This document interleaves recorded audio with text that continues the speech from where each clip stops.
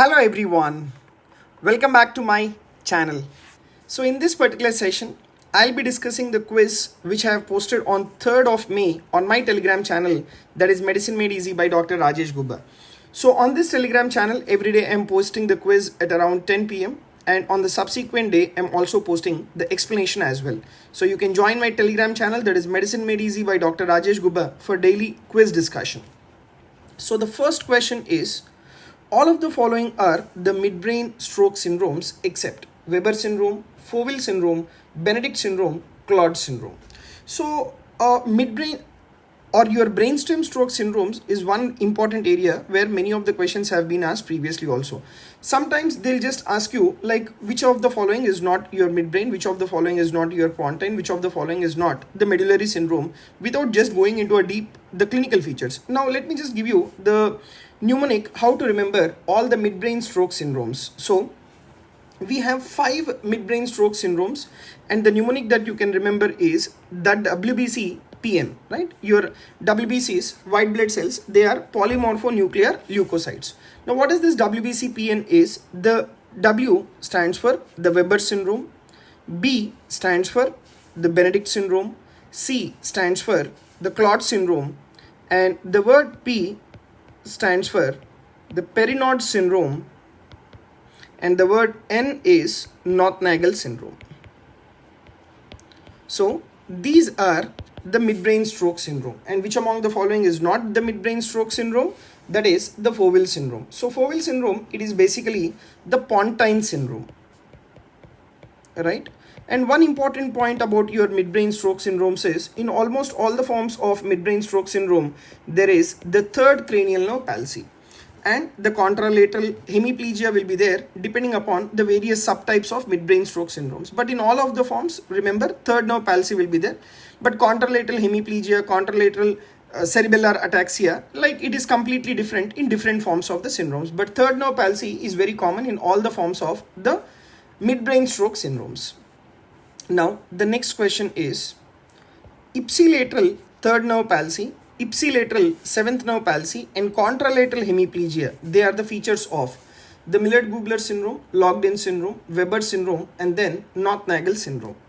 So there is 6th, 7th, and as well as the contralateral hemiplegia means contralateral corticospinal tract is being affected. So you have to understand that this is a pontine syndrome. Why? Because 6th and 7th cranial nerves are affected in the pontine syndrome. Now, which among the following are the pontine syndromes? Your Weber's and as well as 𝗏𝐽𝐻's, they are midbrain stroke syndromes. Whereas Millard-Gubler and Locked-in syndrome, they are your pontine syndromes. And among this, the answer is the Millard-Gubler syndrome. And why not Locked-in syndrome? I will discuss about that. So in Millard-Gubler, please remember, you have the 6th, 7th nerve ipsilateral palsy, right? Whereas contralateral corticospinal tract involvement will be there. Whereas you take this Locked-in syndrome, which is also a pontine syndrome, but this is bilateral ventral pontine syndrome. And in these patients with the Locked-in syndrome, you have to understand that there will be only vertical eye movements and as well as blinking that will be intact. Okay, only vertical eye movement and as well as the blinking is intact. The remaining everything is being lost in case of Locked-in syndrome.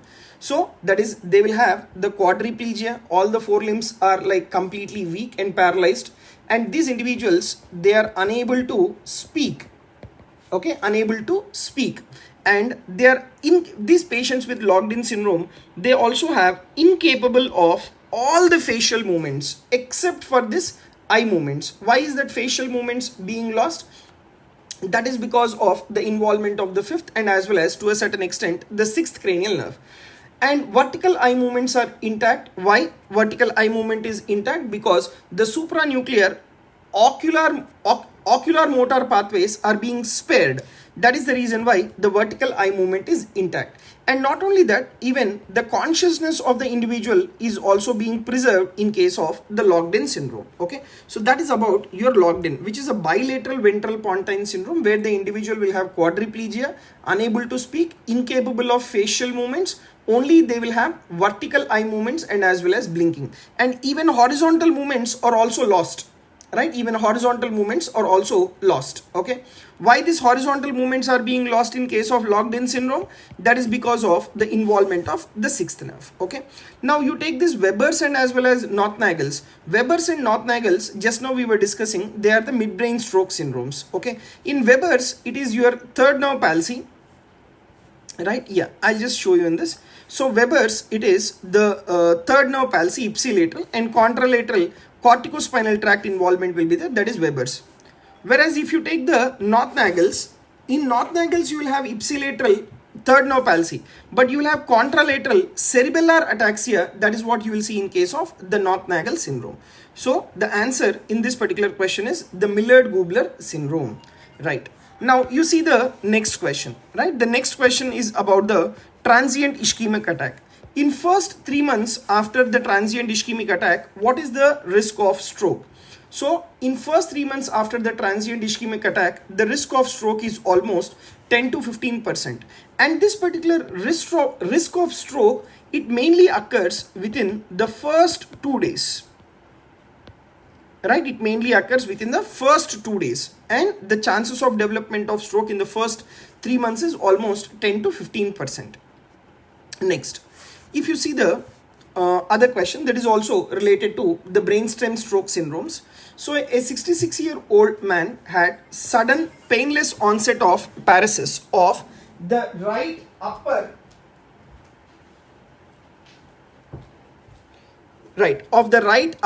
and as well as the lower face, and there is also inability to abduct the right eye, and there is also paresis of the left arm and as well as leg. Now the lesion is most likely in the, so what are all the problems are there in the individual? The individual is having inability to abduct the right eye, that means which nerve is gone? The sixth nerve is gone, and there is also paresis of the right upper and as well as the lower face. So there is also involvement of the seventh nerve, right? And that is on which side? That is right side. And there is paresis of the left arm and as well as the left lower limb. So that is left side. That means it is opposite, contralateral. That is the involvement of the corticospinal tract. So where will be your sixth and seventh nerves? The sixth and seventh nerves will be in the pons. So this is nothing but your pontine syndrome. So remember, in case of midbrain stroke syndromes, the cranial nerves which are affected is 3 and 4. Whereas in pontine syndrome, you have the involvement of 5, 6, 7, 8. Whereas in medullary syndrome, you have the involvement of the 9 to 12 cranial nerves. Now you take this temporal lobe. So this question is nowhere related to temporal lobe, but whenever there is damage to the temporal lobe, what all the manifestations can be there? Let me discuss upon the temporal lobe once.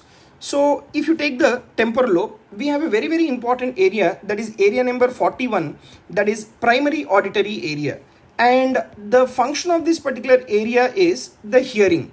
And whenever this particular area is gone, the patient will develop the deafness. So that is a very, very important manifestation. Then we have auditory association area, that is area number 42. So what is the use of this auditory association area is, this will help in the flow of information to the Wernicke's area, right? Wernicke's area is present in the temporal lobe. So the flow of information to the Wernicke's area is helped by the auditory association area.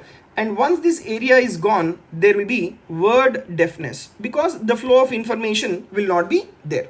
Wernicke's area, that is area number 22, and this is mainly concerned with the comprehension of the language. So once this particular area is gone, the individual will have loss of comprehension, that is called Wernicke's aphasia. And you have in the temporal lobe, that is Uncus part of the pyriform lobe. What is this area concerned with? That is, it is concerned with olfaction. So once if this area is gone, there will be loss of sensation of smell. The individual will suffer with what is called anosmia. And posterior part of the temporal lobe. The posterior part of the temporal lobe, it is mainly concerned with naming of the object. So once your posterior part of the temporal lobe is lost, the individual have difficulty in naming, that is called anomia. And you take the medial temporal lobe. This medial temporal lobe, it is the one which has ability to store the new memories, right? It is ability to store the new memories, okay? Because you have that hippocampus which is being present within the medial temporal lobe. So once your medial temporal lobe is gone, the memory system is being lost, and that makes the individual to develop what is called amnesia, where there is loss of memory. And Meyer's loop of the optic radiation, that is another important structure which is present in the temporal lobe, and it is the part of the visual pathway, right? And if this particular Meyer's loop of the optic radiation is being lost, the individual will have superior homonymous quadrantic effect. This we call it as pie in the sky. And the last important structure in the temporal lobe is non-dominant inferior temporal lobe. This non-dominant inferior temporal lobe is the one which is concerned with the recognition of the face. And if this particular area is gone, right, the patient will develop what is called as the prosopagnosia. So for the development of prosopagnosia, the structure that has to be lost is the non-dominant inferior temporal lobe. So these are the areas of the temporal lobe, and whenever there is lesion, what will be the clinical manifestation? So the answer in this particular question is the pons. So this completes the discussion of the today's quiz.